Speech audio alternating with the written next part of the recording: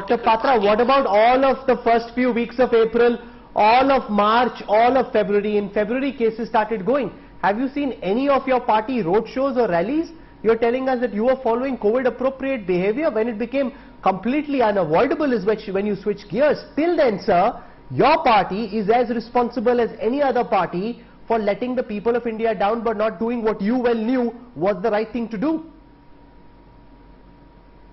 And I firmly believe that as far as elections are concerned, as you rightly pointed out, they're extremely important. Democratic process is extremely important, and we all follow the guidelines ruled by the Election Commission of India.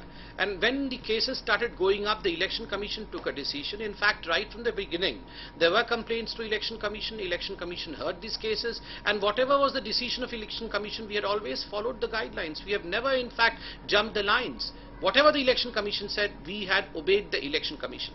As far as your suggestion that since February, in fact, the cases have been going up, well, yes, they have been going up. And the first state to report the tsunami of cases in February, when in fact the Chief Minister of the state also became positive, was in Kerala. The biggest number of cases catch there.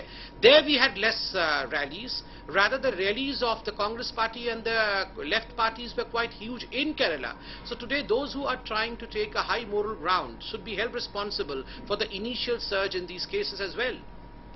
Okay. I have just received information that Prime Minister Narendra Modi will be addressing the nation at 8:45 p.m. tonight, put out by government sources to us. At 8:45 p.m. tonight, in about 35 minutes from now, Prime Minister Modi, this is much, this is, to my mind, much too late. Many have already suffered. Millions are suffering at this time. All the netas on this panel will find somebody they can call, some connection they can make, some favor they can ask for, and they will get beds. But what about the Aam Aadmi who's suffering because our netas did not do the right thing when they should have done the right thing? To now want to address the nation is several weeks too late. This should have been priority number one, not campaigning in Bengal and elsewhere.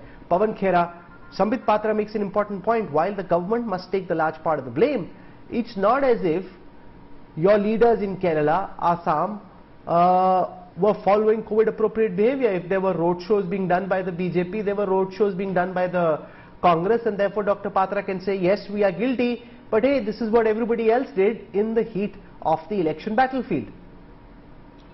Rahul, when you are in a position of power, when you are the Prime Minister of India, it is your responsibility to take the first step, to take the initiative, call all political parties, discuss the potential danger of super spreader campaign events, and then together approach the Election Commission.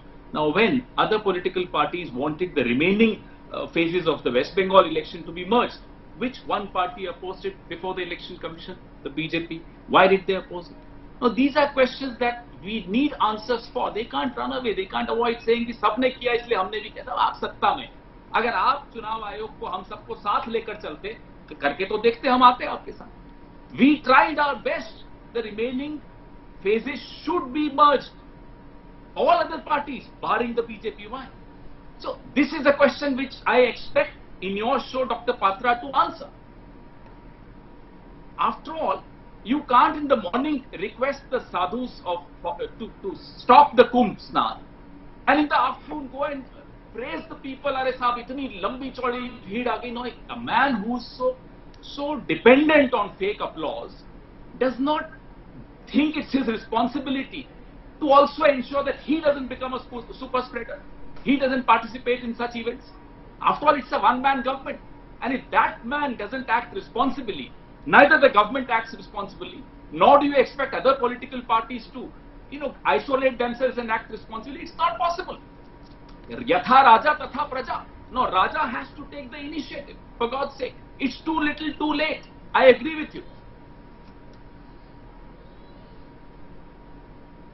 Dr. Shantanu Sen from the Trinamool Congress was also with us, Member of Parliament of the Rajya Sabha. I'm coming back to you, but because I want to hear from Dr. Sen, do you agree that the Trinamool also has to take its part of the blame? The large part of the blame has to go to the central party.